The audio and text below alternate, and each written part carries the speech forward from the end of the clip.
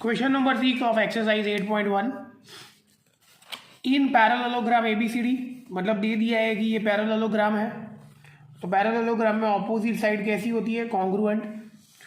In ABCD AC bisect angle A, ये AC है वो A को बाइसेक्ट कर रहा है, ऐसा दिया है.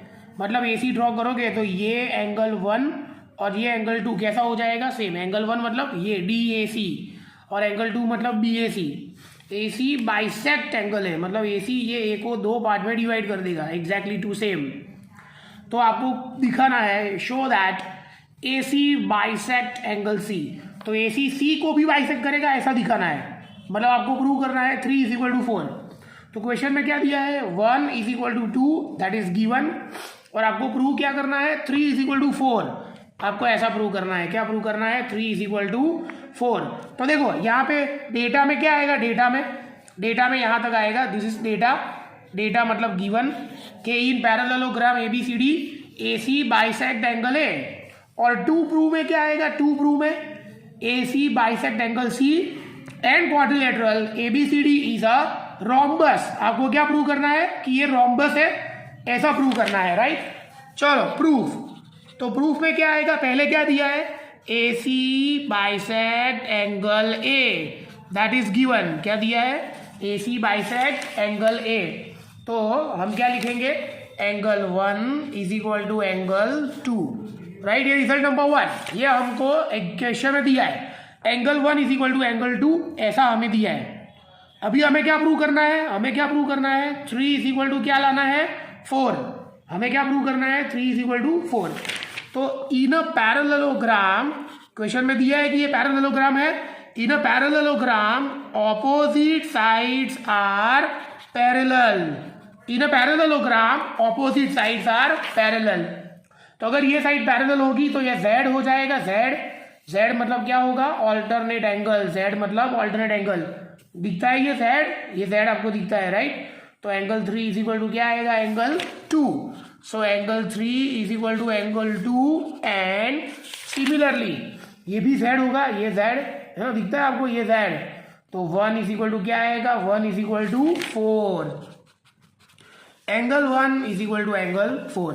ये पूरा रिजल्ट, ये रिजल्ट 1 और ये पूरा result 2, right. So from result 1 and result 2 दोनों को कंबाइन करो तो 1 इज इक्वल टू क्या है, 2. फिर 2 इज इक्वल टू 3 और 1 इज इक्वल टू तो 4 भी है ना. 1 इज इक्वल टू क्या है, 4. तो 1 is equal to 2, 2 is equal to 3, 1 is equal to 4. 1 2 3 4 चारों सेम है, तो हम इन दोनों को लिख सकते हैं ना. Angle 3 is equal to angle 4. तो 3 इज इक्वल टू 4 का मतलब क्या हुआ, AC bisect angle C. AC bisect angle C, bisect मतलब दो पार्ट में डिवाइड करेगा, तो ये और ये सेम होंगे. तभी हम लिख सकते हैं कि AC bisect angle C, right. तो ये है आपका 2 प्रूव नंबर 1. ओके, ये 2 प्रूव नंबर 1 है. अभी आपको प्रूव करना है कि ABCD इज व्हाट, रोम्बस. आपको ये प्रूव करना है ABCD इज अ रोम्बस. तो रोम्बस देखो, अभी पैरेललोग्राम है इसलिए ऑपोजिट साइड तो सेम होंगी. In a parallelogram opposite sides are congruent. तो ये पैरेललोग्राम है, ऐसा दिया है. तो AB is equal to CD आएगा and AD is equal to क्या आएगा, BC. AB is equal to CD and AD is equal to BC. तो ये है आपका result number 3. This is your result number 3. अभी 1 2 3 4 चारों सेम ही है, तो इसीलिए हम 1 इज इक्वल टू 3 लिख सकते हैं. 1 इज इक्वल टू 3. तो देखो angle 1 is equal to angle 3, that we have proved. वो तो प्रूव किया ही है.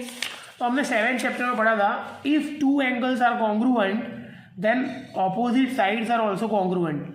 अगर ये ट्राइंगल में 2 एंगल सेम है तो इसके सामने वाली साइड और इसके सामने वाली साइड भी कैसी होगी, सेम. तो 1 के सामने वाली साइड कौन सी होगी, DC. और 3 के सामने वाली साइड कौन सी होगी, AD, राइट. तो 2 एंगल सेम है, so sides opposite to those angles are also congruent, right. तो 1 के सामने वाली साइड कौन सी है, CD और 3 के सामने वाली side AD. So C D is equal to A D, right. ये result number 4। Now compare 3 and 4, 3 और 4 को कंपेयर करो तो A B is equal to C D, A B is equal C D, फिर C D is equal to A D, C D is equal to A D और A D is equal to B C. चारों side same हो गई, चारों side same. Hence quadrilateral ABCD is a rhombus। क्या है ये? rhombus। तो ये हो गया ना 2 प्रूव नंबर 2 आपका। तो 2 प्रूव 2 में यही प्रूव करना था, ABCD is rhombus। Very easy sum. तो क्वेश्चन में क्या दिया था? 1 इज इक्वल टू 2 ऐसा दिया था। हमने क्या प्रूव किया? 3 इज इक्वल टू 4, तभी जाके प्रूव होगा कि AC बाइसेक्ट एंगल सी। तो कैसे किया हमने? Z मतलब 3 is equal to 2, right. 3 is equal to 2 और 4 is equal to 1, 4 is equal to 1। Z alternate angles in a parallelogram opposite side are congruent, sorry parallel. तो यहाँ पे ये दोनों लिखने के बाद हम क्या लिखेंगे? Alternate angles. ये लिखना ज़रूरी है वरना मार्क्स कट हो जाएंगे। 1 इज इक्वल टू क्वेश्चन में दिया था, इट इज़ गिवन। तो तीनों, ये तीनों को कंबाइन करो तो 1 is equal to 2, 2 is equal to 3, 1 is equal to 4। तो 1 2 3 4 सेम। इसका मतलब क्या होगा? 3 इज इक्वल टू 4 मतलब AC बाइसेक्ट एंगल C। फिर ये ट्राइंगल में दो एंगल सेम है, 1 और 3 सेम है। 1 इज इक्वल टू 3 तो 1 के सामने वाली साइड और 3 के सामने वाली साइड सेम होगी, तो AD is equal to DC आएगा, AD is equal to DC। फिर पैरेललोग्राम में ऑपोजिट साइड सेम होती है, तो AB is equal to CD and AD is equal to BC, right. तो ये और ये इसको कंपेयर करो तो AB is equal to CD, CD is equal to AD, AD is equal to BC, चारों side same, so it is a rhombus. तो ये हमने खत्म कर दिया क्वेश्चन नंबर 6।